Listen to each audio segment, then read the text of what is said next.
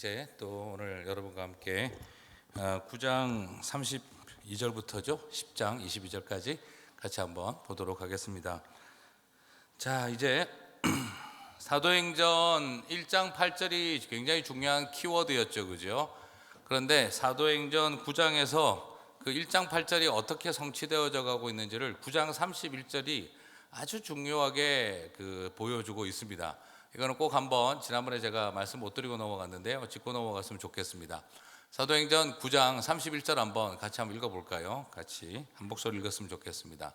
같이 한번 사도행전 9장 31절, 오늘 32절부터죠, 그죠? 31절 같이 한번 다 함께 한 목소리 읽겠습니다. 그리하여 온 유대와 갈릴리와 사마리아 교회가 평안하여 든든히 서가고 주를 경외함과 성령의 위로로 진행하여 수가 더 많아지더라. 아멘. 자, 오늘 우리 사울, 이방인을 위한 선교사로 사울을 세우고 난 다음 사도행전은 9장 31절에서 약간 어떻게 정리하고 있죠? 이게 일종의 사울을 세우는 것으로만 끝나는 게 아니라 오늘 이 말씀은 오늘 베드로를 세우는 것하고도 연결되는 출발점입니다. 자, 그래서 지금 뭐라고 이야기하고 있습니까? 사도행전 1장 8절이 어떻게 지금 진행되고 있습니까? 그죠? 온 유대와 사마리아와 땅끝까지 이르러 내 증인이 되리라 했어요. 그죠? 사도행전 1장 8절이. 근데 9장 31절에서 지금 어느 정도까지 왔다라고 지금 보여주고 있습니까? 온 유대와 갈릴리와 사마리아까지 교회가 든든히 세워져 갔다라고 되어 있죠. 자, 이제 앞으로 남아있는 일은 뭡니까? 땅끝까지 이르러 증인이 되는 일. 자, 그게 사도행전 1장 8절에서 중요했던 포인트 하나가 아직도 남아있는 것은 바로 땅끝까지를 향해서 나아가는 일이 되겠죠. 자, 그것 때문에 누가 세워졌습니까? 바울이 세워졌죠. 사울이라는 바울이 세워졌죠. 근데 오늘 이야기는 또 누가 나오죠? 베드로가 나와요. 자, 우리가 생각할 때 베드로는 이방인을 위한 사도입니까? 유대인을 위한 사도입니까? 유대인을 위한 사도예요. 그죠?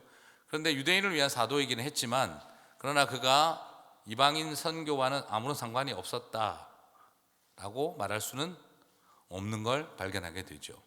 오늘 바울을 세우신 하나 성령께서 또 누구를 다시 이방 선교의 현장으로 이끌고 있습니까? 베드로를 이끌고 있는 거예요. 네. 자, 우리는 여기서 2P 라인이 형성되고 있는 걸 발견하게 됩니다. 이방 선교를 위해서 폴 라인과 피터 라인이 형성되고 있는 걸 보게 되어져요. 자, 베드로는 유대인들을 위한 사도로 더 부르심을 받은 사람인 게 맞지만 그에게는 분명히 언어적인 장벽이나 문화적인 장벽에 한계가 있었죠. 그런 베드로에게 오히려 유대인을 위한 사역과 예루살렘 사역을 맡겨놓으시기도 하셨지만, 그러나 사실 베드로의 도움이 없었더라면 바울 사도는 사역을 할 수 있었을까 하는 질문이 생길 정도로 실질적인 동력자는 베드로였습니다. 여러분이 사도행전을 이렇게 공부하면서 쭉 살펴보시면은요, 바울의 동력자 하면 우리가 주로 떠오르는 게 누굽니까? 바나바, 그 다음에 누가, 마가, 뭐 또 누가 떠오르죠? 아나니아와 삽비라는 아니고, 그죠? 네. 누구죠? 네, 정말 말씀을 제대로 증거했던, 또 정말 하나님의 사람들, 또 여러분 또 누구예요? 우리 루디아 권사님까지 그냥 여러분들이 계셨죠, 그죠? 그리고 브리스길라와 아굴라, 몇 사람들이 떠올라요. 우리는 바울의 동력자 이라면은 그런 분들의 이름을 떠올리는데, 사실상 가장 바울의 선교 사역을 강력하게 지원했던 한 사람을 정하라고 그러면은 누구라고 말할 수 있냐 그러면은 거꾸로 오히려 저는 생각할 때 뭐라 그러죠? 베드로였다라고 말하고 싶어요. 왜냐하면 오늘 사도행전 9장은 세계 선교를 향해서 넘어가는 굉장히 중요한 자리에 이방인을 위한 사도로 바울을 세울 뿐만 아니라, 그리고 유대인들을 위한 사도였던 베드로를 통해서 하나님께서 예루살렘 교회가 세계 선교를 받아들일 수 있도록, 젠타일 미션, 이방인 선교를 받아들일 수 있도록 모든 준비 작업을 하고 있는 걸 볼 수가 있어요. 그 다음부터 베드로는 바울의 사역을 반대하지를 않았습니다. 왜냐하면 내가 증인이다 이 말이에요. 내가 봤다 이거예요. 하나님께서 이방인을 통해서 역사하는 걸 내가 봤는데 내가 더 이상 무슨 할 말이 있어? 그걸 내가 어떻게 반대를 해? 하나님께서 베드로의 눈앞에 지금 자기가 상상도 못한 일들을 다 보게 만들어 버린 거죠. 그렇기 때문에 예루살렘 안에서 그처럼 많은 반대와 다른 의견들이 쏟아져 나올 때라도 베드로가 뭐라고 하는 겁니까? 어허이 워워워워, 지금 그렇게 말할 상황이 아니야. 지금 내 눈으로 봤다니까. 하나님께서 고넬료의 집에서 성령께서 임하는 걸 내가 봤는데, 예루살렘에서 임한 거랑 똑같이 임하는 걸 내가 봤는데 내가 더 이상 무슨 말을 할 수 있냐고. 그렇기 때문에 하나님께서는 지금 참 대단하게 준비하고 계신 거예요. 자, 여러분 그런 생각을 꼭 좀 하셨으면 좋겠어요. 나는 목회, 너는 선교, 나는 교회 일, 너는 바깥 일, 뭐 이렇게 이야기하시면 안 된다 이 말이에요. 지금 하나님은 어떻습니까? 예루살렘을 중심으로 사역하는 베드로와 이방인을 중심으로 사역해야 할 바울을 동시에 세우고 계십니다. 사도행전 9장에는 바울만 세우신 것이 아니라 베드로도 깨닫게 하고 계신 것을 발견하게 되어집니다. 자, 그러므로 오늘 여러분들이 여기서 좀 중요하게 포커싱해서 봐야 할 게 바로 뭐냐 그러면, 하나님이 당신의 선교, 하나님의 선교를 위해서 얼마나 섬세하고 치밀하게 베드로를 준비시키는지를 봐야 합니다. 그리고 두 번째로 하나님의 목적을 봐야 합니다. 왜 베드로를 이렇게 이끌어 가시는지. 그 다음에 두 번째는 우리가 이것을 깨달아야 합니다. 깨달아야 합니다. 그런데 너무 안타까운 것은 오늘 이 사도행전 9장부터 10장 사이에 일어나는 이 일들을 보고, 나중에 고넬료의 집에서 일어나는 일까지 보고, 9장에서 11장의 이야기를 보고 모두가 다 어디에 자꾸 포커스를 두는 거죠? 우리도 살릴 수 있다.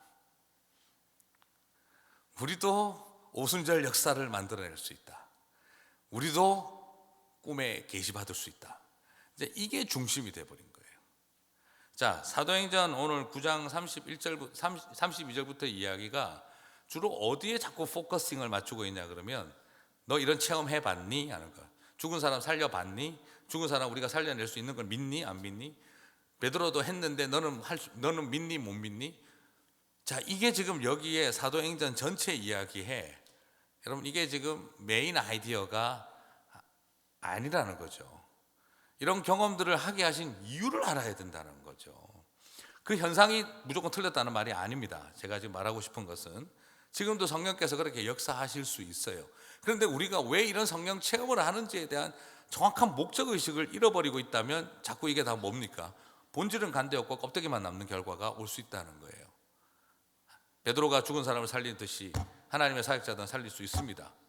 자, 그게 그럴 수 있지, 그렇게 그렇게 될 수 있지만, 그러나 그것이 목적이 아니다 이 말입니다. 지금도 우리는 꿈에 계시 받아야 된다. 자, 여러분 이게 지금 무슨 상황이냐고 잘 한번 봅시다. 요빠에 갔어요, 그죠? 요빠가 어디냐 그러면은 우리로 한국으로 말하자면 좀 인천 같은 곳입니다. 가장 서울의 제1관문과 같은 일종의 그 항구 도시라고 말할 수가 있어요.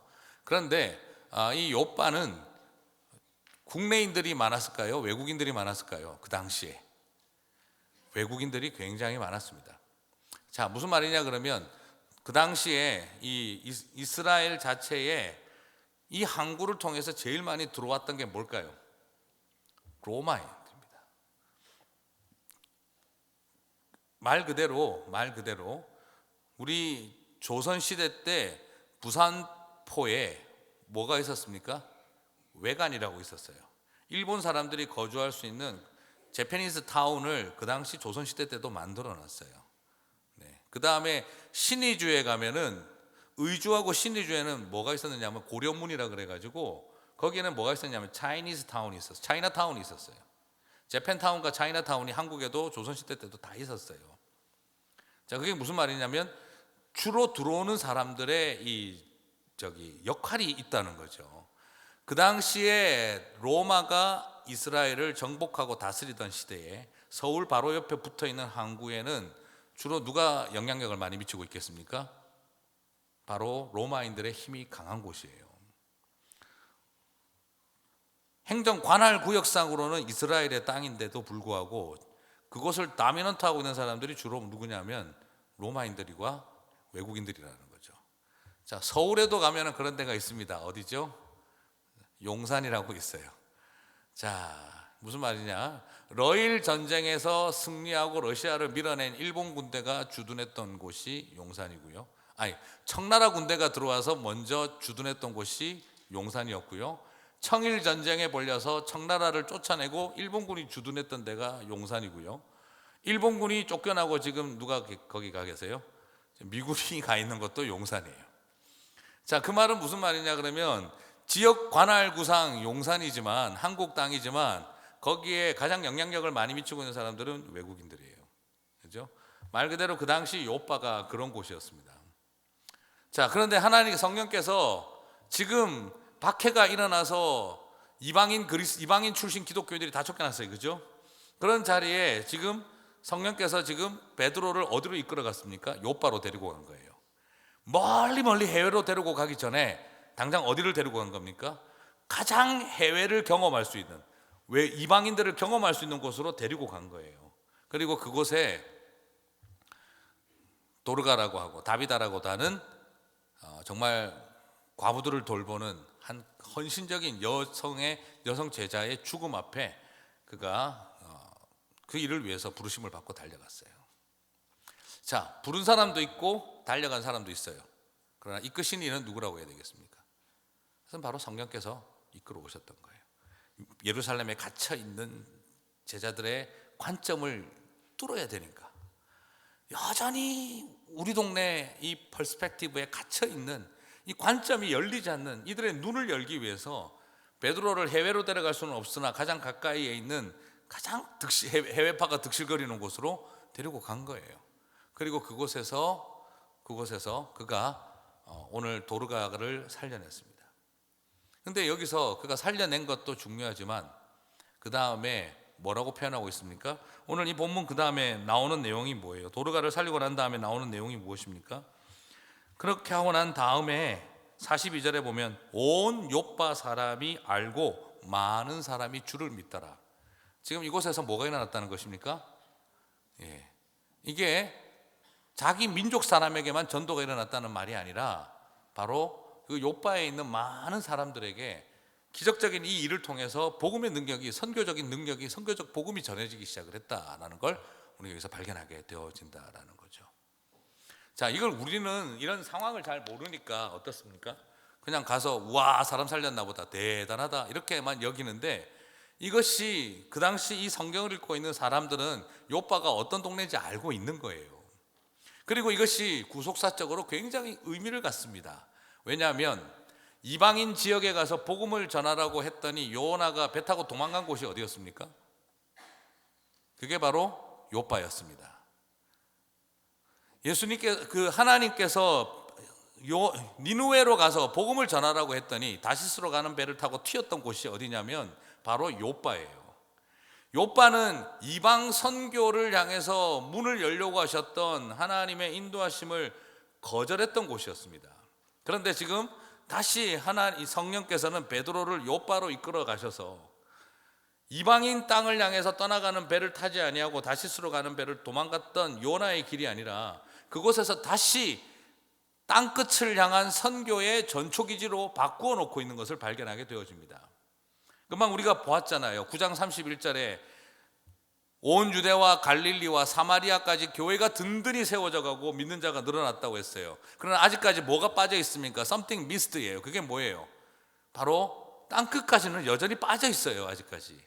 그런데 이 땅끝까지 빠져 있는 일을 시작하게 하기 위해서 바울을 세우신 하나님은, 성령님은 지금 누구를 또 세우고 있는 겁니까? 베드로를 세워가지고 니느웨에 가서 말씀을 전하라고 했던 것을 거절하여 도망가는 배를 탔던 요빠를 이제는 그곳에서 뭘로 바꾸고 있는 것입니까? 바로 땅끝을 향한 하나님의 선교가 시작되어지는 출발점으로 바꾸어 놓고 있는 것을 발견하게 된다는 것이죠. 그냥 죽은 사람 살려낼 수 있다 말하지 뭘 이렇게 복잡하게 이야기를 하시나 그렇게 생각하시기도 하겠지만, 여러분 여기서 얼마나 지금 하나님이 당신의 아름다운 계획을 정말 수행해 가고 있고 실패의 자리를 다시 세계선교의 출발점으로 바꾸고 계신지 하나님의 계획을 우리가 여기서 발견할 수가 있어요. 우리가 너무 이 사도행전을 전체적인 그 맥락을 보지 않은 채 쳐다보니까 우리가 자꾸 기적이 나쁘다는 말이 아니에요. 기적이 너무 귀한 일이고 그 기적을 통해서 하나님이 뭐라고 계신 겁니까? 그 땅에 복음이 증거되고 하고 하나님의 선교가 이루어지게 했잖아요. 그죠? 말 그대로 성령이 너에게 임하시면 너희가 권능을 받고 땅끝까지 증인이 되리라는 일이 시작이 된 거예요. 자, 그 여기서 중요한 포인트는 바로 무엇입니까? 오늘 하나님 나에게 보내주시는 욥바 땅에서 우리가 선교적 삶, 하나님의 그 선교에 대한 하나님의 마음을 우리가 알아가는 일에 대한 출발, 그것을 위해서 우리에게 능력을 주시는 거예요. 내가 능력이 있고 없고가 문제가 아니라, 베드로가 뭐 언제 거기 가서 자기가 지금 사람 살리려고 갔겠습니까? 처음 인간적으로는. 그럼 내가 능력이 있는지 한번 보겠다라고 간 겁니까? 그런데 아니라 거기 갔더니 자기가 지금 예수님하고 똑같은 사역을 하고 있는 거예요. 깜짝 놀라버린 거예요. 지금 그걸 통해서 베드로가 발견한 게 뭡니까? 나도 능력 있다, 이겁니까? 아니면 하나님이 욥바에 이 일을 시작하고 계시는구나. 베드로가 깨달은 게 뭘까요? 지금 베드로는 뭘 깨달은 걸까요? 우리도 할 수 있다를 깨달은 것이 아니라 뭘 깨달은 것입니까? 우리가 진짜 뭘 모르고 있었구나 하는 거예요. 그걸 알아가는 과정이 지금 나타나고 있는 것입니다. 주님의 계획이 뭔지를 알아가고 있는 거예요. 지금 우쭐거리고 나도 지금 예수님처럼 사람 살렸다야 얘들아 간증 집회하자, 지금 그걸 지금 이야기할 게 아니에요. 내가 그곳에 갔더니 주님이 하는 일을 보았다는 거죠. 그리고 난 다음에 지금 그가 어디로 갑니까? 무두장이 시몬의 집에 가요. 네. 무두장이 시몬의 집에 갑니다. 이름도 또 똑같은 그 사이먼, 그렇죠? 지난번에 그 난리 쳤던 사이먼하고 또 다른 이름, 같은 이름을 가진 또 시몬의 집에 갑니다.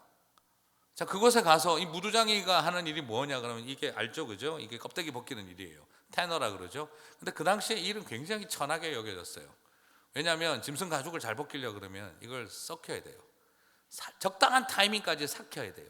그래야 껍질이 훌렁 벗겨져요. 네, 생선 껍질이 바로 잡은 거 절대 안 벗겨져요. 놔둬야 벗겨져요. 지포는 오래될수록 잘 벗겨져요. 네, 여기까지만 이야기하겠습니다. 자, 생선 껍질은 그냥 벗겨지는 게 아니에요, 쉽게. 무두장이들이 그 생고기로부터 뜯어내지 않아요. 적당히 썩혀야 돼요. 그래서 무두장이들은 마을에 살지를 못해요. 항상 완전히 외진 곳에, 그곳에서 그 썩는 냄새와 함께 살아가는 사람들이에요. 그러면서 그곳에서 가죽을 만들어내는 사람들인데 그 당시 굉장히 천하게 여겼던 곳이죠. 사람들이 가려고 하지 않는 곳이에요. 주님께서 베드로를 또 무두장의 집으로 인도하셨어요. 지금 이 과정들이 다 뭘까요, 이게? 여러분, 하나님의 사람이 죽은 짐승의 시체도 만져서는 안 돼요. 죽은 짐승의 시체도 만져서도 안 되는데, 그래서 저게 죽었나 살았나 긴가민가 할 때는 일부러 손 안 댔어요. 부정해질까 봐. 그 바람에 뭐가 정당화된 겁니까? 사마리아의 강도 만난 사람들은 거기 나오는 제사장과 이런 레위인들이 자기 자신을 정당화시킬 수 있었던 거예요. 신음소리 못 들었어, 이러고 가는 거예요. 그래야지 자기가 뭐가 되는 겁니까? 정당화 되는 거예요. 왜냐하면 시체인 줄 알았으니까, 부정하면 안 되니까. 근데 지금 베드로가 지금 어떻게 하고 있는 겁니까? 어디로 간 겁니까? 죽은 시체도 만져서는 안 될 사람이 지금 어디로 가 있는 거예요? 시체가 썩는 곳에 가 있는 거예요, 지금. 자, 이것은 지금 하나님께서 어떤 것으로 우리들에게 보여주고 있냐 그러면, 지금 베드로로 하여금 네가 이렇게 여기고 있는 곳들을 향해 하나님께서 인도하고 계신다는 거예요. 그래서 그 시체 썩는 냄새가 나는 곳이, 그래가지고 고기 끓이고 그냥 그 가죽 벗겨내고 피가 튀고 있는 그 처절한 곳에 지붕 위에서 그 뜨거운 시간에 기도하고 있는데 하나님께서 뭘 보여주신 겁니까? 먹으라는 거예요. 지금 우발상하게, 네. 밑에서는 냄새 올라오지, 위에서는 고기 내려오지. 지금 그 상황에 자, 부정한 짐승 아니라도 못 먹겠다고 할 판이에요. 지금 무슨 말인지 지금 이해가 가시죠? 여러분, 이 상황을 조금 알면은요, 부정하지 않은 짐승을 줘도 못 먹을 판이에요. 여러분, 응급실에서 물론 제 친구가 응급실 간호사로 갔었는데, 처음에는 응급실 가서 피만 봐도 울었는데 나중에는 그냥 온몸에 피 묻히고 뛰어다니면서 점심 먹는 자신을 발견했다, 그 이야기를 하고 제가 웃었던 적이 있었는데, 그런데 한번 생각해 보세요. 그런 상황에서 맨정신으로 음식 내려오는 거 먹는 것도 힘들 상황이에요. 그런데 하나님께서 부정한 것을 먹으라 그랬어요. 지금 이걸 다 성령께서 어떻게 이끌고 계신 것입니까? 베드로로 하여금 생각하지도 못한 방향으로 그를 이끌어가고 있는 거예요. 지금 베드로가 이걸 보고 난 다음에 야, 나 계시 받았다. 나는 3번이나 영적 체험을 했다. 지금 이런 걸 자랑할 판이 아니에요. 지금 그가 이걸 말하기가 곤혹스러운 이야기예요. 여러분, 이런 것은요 간증하기 힘든 간증이에요. 유대인들 모아놓고 나 하늘로부터 계시를 3번이나 연달아 받았어. 뭔데? 부정한 것들 먹으라던데. 그러면 그게 간증 집회하고 맞을 일이죠. 지금 이것은 오히려 자기 자신이 내가 이런 초자연적 경험을 했다 말할 수가 없는 상황이에요. 그것을 통해서 또 베드로는 발견하고 깨닫기 시작을 합니다. 지금 하나님께서 나한테 지금 뭘 하고 있는 거지? 내가 지금 죽은 사람을 살려냈다. 시체 덩어리 썩는 냄새 있는 곳에 나를 있겠다. 그리고 지금 거기서 부정한 음식을 먹겠다. 이런 계시를 받겠다. 지금 너한테 남한테 없는 능력이 있다는 걸 가르쳐 주려는 거야? 아니면 지금 나를 지금 어디로 이끌고 있는 걸까? 지금 베드로는 깨달음의 여정 속에 있는 거예요. 그것을 통해서 그의 지금까지 갇혀 있었던 신학적인 그리고 잘못된 세계관이 깨지는 과정을 경험하고 있었던 거예요. 그리고 나서 나중에 고넬료 집에서 사람이 왔었을 때 놀라지 않습니까? 이게 어찌된 일인가? 자기도 당황해하지 않습니까? 자, 우리는 여기서 뭘 발견할 수 있습니까? 예수님께서 십자가에서 죽으시기 전까지 제자들 모아놓고 맨날 했던 이야기가 뭡니까? 인자가 고난받고 사흘 만에 살아나고 생명 얻는 회개가 모든 이방인들에게도 전해질 거라고 계속 이야기하셨잖아요. 그리고 나중에는 부활하시고 나서 40일 동안 제자들 모아놓고 가르친 내용이 뭡니까? 이제는 이 생명 얻는 회개가 퍼져야 한다. 그리고 마지막에 하신 이야기가 또 뭡니까? 성령을 받기 전까지는 예루살렘에 머물러 있어라. 그러나 성령이 임하시고 나면 어떡하라고요? 땅 끝까지 이르러라고. 그 말을 그렇게 들었는데도 들은 것하고 알고 깨닫고 사는 것하고는 전혀 별개의 상태에 있었다는 이 말이에요. 뭐 체험까지 했는데 오순절 성령 체험까지 해놓고도 여전히 지금 어디에 머물러 있었습니까? 예루살렘에 머물러 있었던 베드로였어요. 여러분 지금 이 상황이 이해가 가십니까? 어떻게 생각해 보면요, 오순절 성령 받으면 다 될 것 같죠. 오순절 성령 받아도 지금 베드로 지금 어떤 상태입니까? 아는 게 하나도 없어요. 지금 예루살렘 계속 고집 피우고 앉아 있어요. 이방에서 왔던 그리스도인들 다 쫓겨나가는 거 보면서도 다 있었어요. 사도들은 하나도 예루살렘 안 떠났어요. 그런데 지금 성령께서 어떻게 하고 있습니까? 요바로 데리고 나와서 무두장이 집에 갔다가 고넬료의 집까지, 그리고 그 꿈에 그것을 다 보게 하면서 도대체 언제까지 해야 깨닫겠느냐라는 거예요.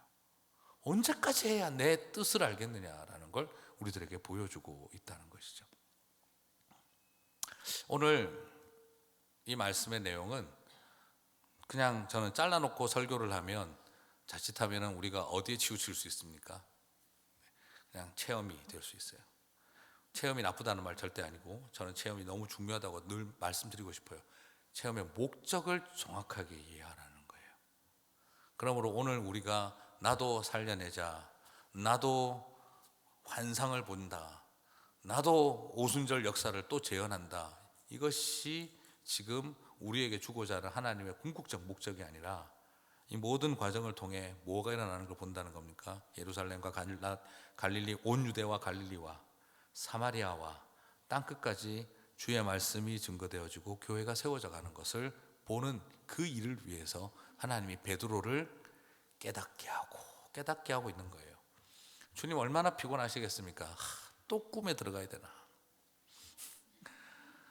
여러분, 주님이 꿈에 나타나셨다, 하도 답답해서 들어오신 겁니다. 아이고 인간아, 막 이러신 마음으로 들어오시는 거예요. 능력 있는 게 아니라 하도 말 안 들으니까 들어오신 겁니다. 꼭 기억하십시오. 저분은 그냥 늘 계시를 받는데 하도 답답하니까 보여주시는 거예요. 성경을 줘놨는데도 도무지 깨닫지를 못하니까, 아유 저 인간은 성경을 줘도 답이 없고 설교를 아무리 말해도 답이 없으니 할 수 없다, 꿈에라도 들어가서 좀 뒤흔들어 놔야지. 그래서 들어오시는 거예요. 그래서 계시 많이 받았다는 분은 안타깝게 여기십시오. 오죽 안 들었으면 저러셨을까. 그렇게 여기세요. 그냥. 물론 뭐 꿈에 나타나셔도 다 까먹는 더 답이 없는 경우도 있겠지만, 그렇다고 나는 꿈에 안 나타나니까 나는 잘 따라 살고 있겠지 착각하지 마세요. 성경도 안 보고 꿈에도 안 나타나고 그냥 절망적인 거지 뭐, 그죠? 자, 더 많은 고민 속에서 우리가 하나님의 뜻을 알아가는 자리, 그것이 굉장히 중요합니다. 그리고 지금도 하나님께서 그렇게 역사하고 계세요. 왜냐하면 이슬람 땅 같은 곳에서, 그 무슬림들 사이에서 우리 하나님께서 너무 안타까우시니까 지금 어떠십니까? 지금 유대인들 안에서 어떤 일이 일어납니까? 자기들이 상상도 못한 방법으로 하나님, 예수님이 찾아오시는 거예요, 진짜. 그래서 저는 그걸 지금도 믿어요. 제가 얼마 전에 만났던 유대인 목사도 자기 머릿속으로 상상도 하지 못하는 경험. 네. 당연한 일이죠. 변호사로 잘 나가던 유대인이 집안 상속 다 포기하고 예수 믿어서 알거지가 되면서도 그 길을 걸어갈 수 있는 이유가, 성경 그냥 자기가 알고 있는 신학적인 내용 듣고 그게 가능하겠어요? 자기가 상상도 못한 일을 경험을 해버렸기 때문인 거죠. 나와가지고 무슬림들이 잘못하면 죽을 자기 공동체에서 죽임을 당하는데 그걸 다 포기하고 나와서 예수 믿겠다고 나오는 사람이 생겼어요. 왜요? 자신의 꿈에 찾아오신 예수님이 너무나 이야기를 하고, 그 이야기를 듣고 놀래가지고 성경책을 펴봤더니 그분이 하신 말씀이더라는 거예요. 이런 어떤 일들이 지금도 일어나고 있어요. 그건 저는 분명히 믿어요. 하지만 지금 제가 여러분한테 부탁드리고 싶은 것은, 지금 성령님이 하고 싶은 말을 지금 제가 앞에서 해드리고 있잖아요. 지금 나는 꼭 그래도 꿈에 만나야만 되겠다. 네. 꿈 한 30분 꾸시고 나면 피곤합니다. 그거 나중에 기억하기도 힘들고, 멀쩡하게 있을 때 지금 잘 들으시고, 꼭 굳이 꿈에 안 들으셔도 이제는 다 이해하실 수 있을 만한 때 아닐까 싶어요.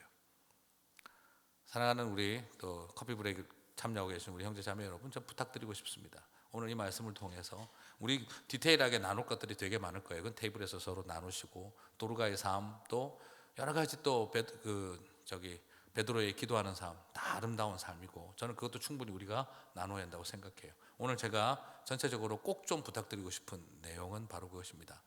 예수님은 당신의 사랑하는 사람 베드로를 하나님의 계획과 하나님의 뜻을 향해서, 좀 더 구체적으로 하나님의 선교를 향해 충분히 나아갈 수 있도록 준비시키고 계셨습니다. 욥바로 이끌어 가시기도 하고, 무두장의 집에 가시기도 하고, 그 기도 시간에 환상과 계시를 보여주시면서까지, 그래서 고넬료의 집 앞에 세우시면서 주님은 내가 뭘 계획하고 있는지를 보여주고 싶으셨던 거죠. 우리는 이 베드로의 모습을 보면서 얼마나 오랫동안 성령을 체험해도 여전히 주님의 계획이 뭔지 모르고 있는 우리들의 마음, 그저 우리 자신에게 예루살렘에 묶여있는 우리들의 이야기, 그것을 뛰어넘게 만드실 하나님의 손길 앞에 오늘 서게 되어집니다. 그리고 나서 바라보십시오. 주님의 아름다운 계획이 어떻게 나타나고 있는지, 그 아름다웠던 삶 도르가를 다시 살리시고, 그리고 또 그 도르가를 다시 살림으로써 향하신 일, 무두장의 시몬의 집에서 그 역겨운 냄새가 가득한 곳에서 역겨운 음식을 주시며 다시 하나님의 뜻이 무엇인지 보여주신 우리 주님의 손길, 그런 기도, 편안하고 좋아서 하는 것이 기도가 아니고 또 가장 고통스럽고 힘든 자리에서 역사하시는 하나님, 우리가 봐야 할 거라고 저는 생각합니다. 그 모든 과정을 통해서 하나님의 뜻 앞에 서 있는 저와 여러분이 됐으면 좋겠습니다. 그리고 그 모든 것을 섬세하게 이끌어 가시는 주님의 손길, 섬세하게 이끌어 가시는 주님의 손길이 오늘도 우리 가운데 함께 하실 줄을 믿습니다. 오늘 주님 나를 이끌어 주십시오. 주님 나에게 보게 해 주십시오. 기도하게 해 주십시오. 인내하게 해 주십시오. 주님 나를 당신의 선한 손길로 이끌어 주십시오. 그 이끄심 따라 나아가서 승리하시는 저와 여러분 되시기를 주님의 이름으로 축복합니다. 우리 같이 한번 기도하겠습니다. 사랑과 자비가 풍성하신 하나님 아버지, 오늘 욥바라고 하는 곳에서 하나님의 말씀을 전하기를 거부하고 도망가는 선지자가 배를 탔던 그곳에서 다시 땅끝을 향한 하나님의 선교가 시작되어지는 출발점으로 바꾸신 우리 하나님의 인도하심을 보았습니다. 어쩌면 우리의 삶 속에 가장 하나님을 거절하고 또 하나님의 뜻을 떠나버렸던 그곳에서 주님은 다시 새로운 당신의 계획을 시작하는 출발점으로 삼으시는 줄 믿습니다. 오늘 나의 요바가 어디인지 발견하게 하여 주시옵소서. 그리고 또한 이 모든 과정을 통해서 하나님의 아름다운 계획을 펼쳐가시는 것을 보았습니다. 베드로를 선한 손길로, 부드러운 손길로 보여주시고 깨닫게 하시고 기다리시며 그를 이끌고 계신 것을 바라봅니다. 오늘 지금 우리가 바로 그 여정 속에 있음을 발견합니다. 하나님의 손길을 바라볼 수 있게 도와주옵소서. 그러나 그 와중 속에서는 죽음의 아픔도 있고, 그리고 또한 무두장이 집에 역겨운 냄새도 이겨내야 하고, 이방인의 집을 찾아가야 할, 사람들의 안목을 피하여 이방인의 집을 찾아가야 할 그 많은 싸움이 있습니다. 죽음 앞에 황망하고 그 역겨움 앞에 고통스럽고 남의 눈을 피해 간다는 것이 그렇게 쉽지만은 않지만, 그러나 그곳에서 하나님께서 다시 살리심의 역사를, 그리고 깨닫게 하심의 역사로 우리를 이끄시는 것을 바라봅니다. 오늘 그 소망을 가지고 나아갈 수 있게 도와주시옵소서. 죽음의 역사를 생명의 역사로 바꾸어 주시고 역겨움의 이야기를 향기로운 복음의 이야기로 바꾸어 주실 주님의 은혜를 믿습니다. 그것을 바라보고 승리하는 저 모든 우리 형제 자매님들 될 수 있도록 인도하여 주옵소서. 예수님 이름으로 기도드립니다. 아멘. 네, 감사합니다. 수고하셨습니다.